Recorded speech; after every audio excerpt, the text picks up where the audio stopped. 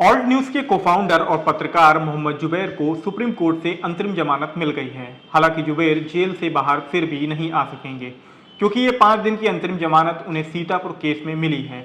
इस बीच वह दिल्ली पुलिस की हिरासत में रहेंगे।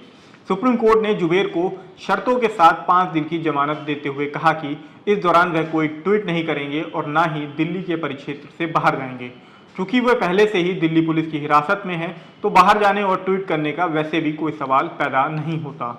जुबैर की तरफ से सुप्रीम कोर्ट में सीनियर एडवोकेट कोलिन गोंजाल्विस ने जुबैर की जान को खतरा जताते हुए सुप्रीम कोर्ट में जमानत की अर्जी लगाई थी। कोलिन ने जुबैर के ट्वीट का हवाला देते हुए कहा कि उन्होंने कुछ भी गलत नहीं किया है।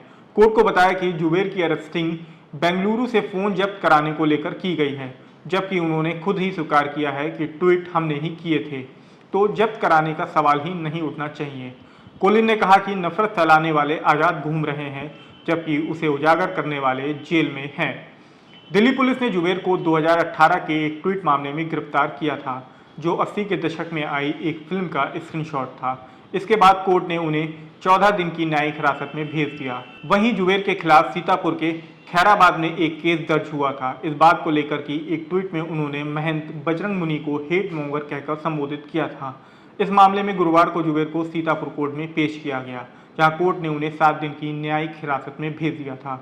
इस पर जुबैर सुप्रीम कोर्ट गए और वहां अपनी जान को खतरा जताते हुए जमानत की अर्जी लगाई।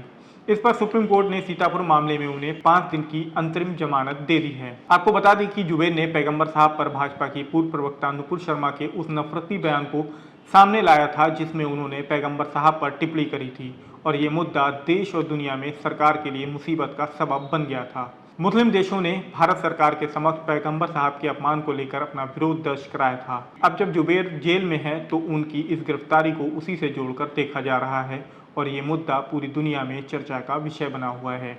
यहाँ तक कि 2 दिन पहले जर्मनी के विदेश मंत्रालय ने जुबैर मामले को लेकर भारत में प्रेस की आज़ादी के संबंध में यूरोपियन यूनियन के साथ बातचीत की बात कही थी और प्रेस की आज़ादी को लेकर चिंता भी जाहिर की थी। अंतर्राष्ट्रीय मीडिया संस्थान जुबैर और भारत में प्रेस की आज़ादी अल्पसंख्यकों को निशाना बनाए जाने की खबरों को प्रमुखता से कवर कर रहे हैं, जिससे भारत की छवि को वैश्विक स्तर पर लगातार नुकसान पहुंचाने के तौर पर देखा जा रहा है।